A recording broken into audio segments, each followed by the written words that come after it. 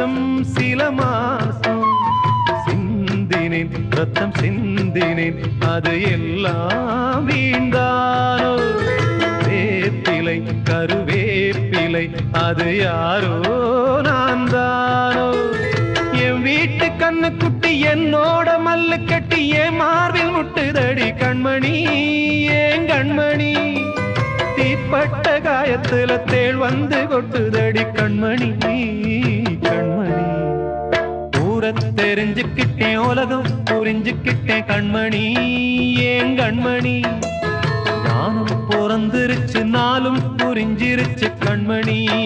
ஏன் கண்மணி